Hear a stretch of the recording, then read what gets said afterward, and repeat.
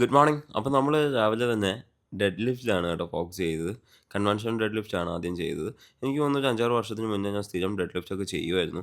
ഇപ്പോൾ ദാ ഞാൻ ആദ്യമായിട്ടാണ് കേട്ടോ കുറേ നാളിന് ശേഷം. പിന്നെ ഡെഫിസിറ്റ് ഡെഡ് ലിഫ്റ്റ് ചെയ്തു, ഹിപ്പ് ത്രസ്റ്റ് ചെയ്തു. പിന്നെ നമ്മുടെ ജിമ്മിൽ കെറ്റിൽ ബോൾ ഇല്ലാത്ത കാരണം നമ്മൾ കെറ്റിൽ ബോൾ സ്വിങ്സ് ചെയ്തില്ല. അതിന് പകരം ബെഡ് ഡോഗ് സ്റ്റാൻഡാണ് കേട്ടോ 30 സെക്കൻഡ്സ് വെച്ച് ഹോൾഡ് ചെയ്ത് 3 സെറ്റ്സ് ചെയ്തത്. അതെല്ലാം കഴിഞ്ഞപ്പോഴത്തേക്കിനും ദാ എല്ലാവരും കുഴഞ്ഞ് അവശരായി കഴിഞ്ഞു.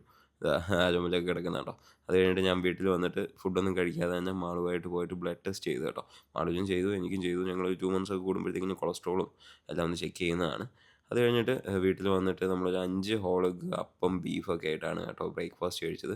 ബ്രേക്ക്ഫാസ്റ്റ് ഒക്കെ കഴിച്ച് കഴിഞ്ഞ് പുറത്തൊക്കെ പോകണമായിരുന്നു. പോയിട്ട് വന്നിട്ട് കുളിച്ച് റെഡിയായി. ഇന്ന് അച്ഛൻ്റെ ഫ്രണ്ടിൻ്റെ മകനൊക്കെ വരുന്നുണ്ട് കേട്ടോ. അവർക്കിന്ന് നമ്മൾ വിരുന്ന് കൊടുക്കുകയാണ്. കല്യാണം അവരുടെ കഴിഞ്ഞതേ ഉള്ളായിരുന്നു. നമ്മൾ കല്യാണത്തിനൊക്കെ പോയ വീഡിയോ ഇട്ടിട്ടുണ്ടായിരുന്നേ. അപ്പോൾ അച്ഛനും മാളും അമ്മയും എല്ലാവരും ഭയങ്കര പണിയായിരുന്നു. ഞാൻ പോയി ബ്ലഡിൻ്റെ റിപ്പോർട്ടൊക്കെ വാങ്ങിക്കൊണ്ട് വന്നേ. എനിക്ക് 165.4 കേട്ടോ കൊളസ്ട്രോളൊക്കെ കുറവാണ്. ഷുഗറും ഇല്ല.